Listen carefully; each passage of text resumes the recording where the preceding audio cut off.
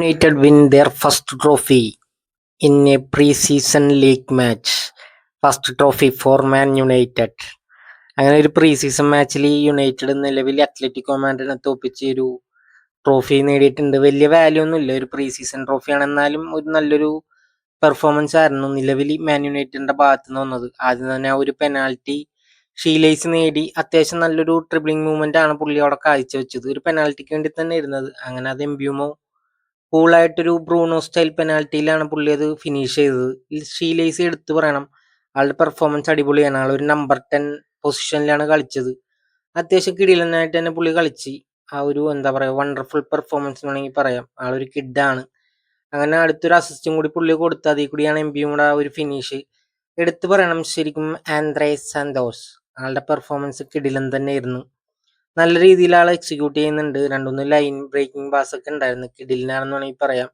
അത്യാവശ്യം ഒരു നല്ലോണം കളിച്ചിട്ടുണ്ട് ആള്. പിന്നെ മെയ്സൺ മൗണ്ട് എന്താ പറയുക, ഫൈനലി ഹീസ് ബാക്ക് എന്ന് വേണമെങ്കിൽ പറയാം. ആളൊരു ഫുള്ളി ഫിറ്റ് ആണെങ്കിൽ ആളൊരു ബീസ്റ്റ് ആണ്.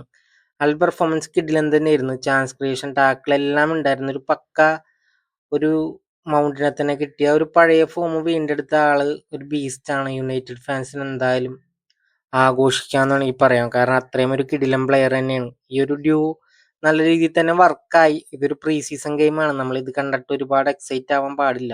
ഈ ഒരു പെർഫോമൻസ് വെച്ച് അവർ പ്രീമിയർ ലീഗിൽ എങ്ങനെ കളിക്കുമെന്ന് നമുക്കറിയില്ല. കാരണം അത്യാവശ്യം നല്ലൊരു പെർഫോമൻസ് ആയിരുന്നു.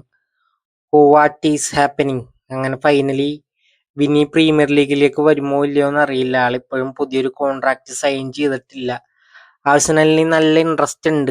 അപ്പൊ ആഴ്സണൽ ഫാൻസ് എന്തായാലും നിലവിൽ ഇപ്പൊ അത്രയും സന്തോഷിക്കണായിരിക്കും.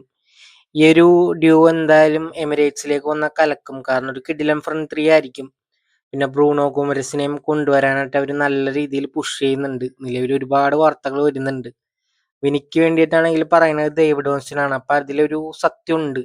അല്ലെങ്കിൽ ആ ഒരു പുഷ് ചെയ്തെടുക്കാൻ പറ്റിക്കഴിഞ്ഞാൽ ആർട്ടറ്റയുടെ ഏറ്റവും വലിയൊരു മൂവ്മെന്റ് ആയിരിക്കും അത്. ഒരു കിടിലൻ ടീം തന്നെ പുള്ളിക്ക് കിട്ടും. ആ ഒരു ടീം എന്തായാലും വണ്ടർഫുൾ തന്നെ ആയിരിക്കും. ഈ ഒരു ഫസ്റ്റ് 11 ആയിരിക്കും അവർക്ക് വന്നത്. ഈ ഒരു ഫ്രണ്ട് സിക്സ് ഒക്കെ വന്നു കഴിഞ്ഞാൽ എതിർ ടീമിന് എന്തായാലും അതൊരു പണി തന്നെ ആയിരിക്കും. അതുപോലെ തന്നെ ബ്രൂണോ ഗുമരസിന് വേണ്ടിയിട്ടുള്ള ഡീൽ അടുത്തുകൊണ്ടിരിക്കണേന്ന് പറയുന്നുണ്ട്. ആൾ എന്തായാലും വരാൻ ചാൻസ് ഉണ്ട്. കാരണം എന്താന്ന് വെച്ചാൽ നോർഗാർഡിന് ഓൾറെഡി എവേർട്ടൻ സ്വന്തമാക്കിയിട്ടുണ്ട്.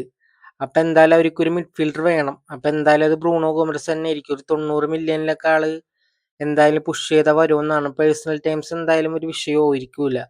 കാരണം ആളൊരു ബെറ്റർ ആണ്. 28 ഏജ് ഉണ്ടെന്ന് പറഞ്ഞാലും ഒരു വെള്ളം കുടിപ്പിക്കും മറ്റുള്ള ഒരു ടീമിന് എന്തായാലും. പിന്നെ ഒരു ഡ്യൂ കിട്ടിക്കഴിഞ്ഞാൽ, ഒരു ബ്രസീലിയൻ ഡ്യൂ വന്നു കഴിഞ്ഞാൽ എന്തായാലും ആഴ്സണൽ ചാമ്പ്യൻസ് ലീഗിന് വേണ്ടിയൊക്കെ എന്തായാലും ഉണ്ടാവും. കാരണം ആർട്ടറ്റക്ക് എന്തായാലും വിനീന് ഇഷ്ടമാണ്. അപ്പൊ എന്തായാലും കൊണ്ടുവരാൻ ചാൻസ് ഉണ്ട്. പിന്നെ ഒരു ടോപ്പ് പ്ലെയർ ആണെന്ന് എല്ലാവർക്കും അറിയാം. ആളുടെ മെന്റാലിറ്റി ഒക്കെ വേറെ ലെവൽ തന്നെയാണ്. പിന്നെ യുണൈറ്റഡ് ഫാൻസിന് എന്തായാലും ഒരു സന്തോഷ വാർത്ത ഉണ്ട്. നിലവിൽ അവർ ഈ ലൂയിസ് ഹാളിന് വേണ്ടി ശ്രമിക്കുന്നുണ്ട്. ആളൊരു കിടിലൻ പ്ലെയർ ആണ്. നമുക്കറിയാം ചെൽസിന്ന് വന്നാണ്. ടോപ്പ് നോച്ചാണ് ആള്. ഡിഫെൻസീവ്ലി ആണെങ്കിലും ഒഫൻസീവ്ലി ആണെങ്കിലും ആ ഒരു വിങ് എന്തായാലും കിടിലൻ തന്നെ ആയിരിക്കും ആള് വന്നു കഴിഞ്ഞാൽ. എന്തായാലും ന്യൂക്കാസിൽ യുണൈറ്റഡിന് അത്ര നല്ല കാലമല്ല. അവരുടെ കോച്ചും നല്ല ടോപ്പ് ഫസ്റ്റ് 11 പ്ലെയേഴ്സ് എല്ലാവരും പോയിട്ടുണ്ട്.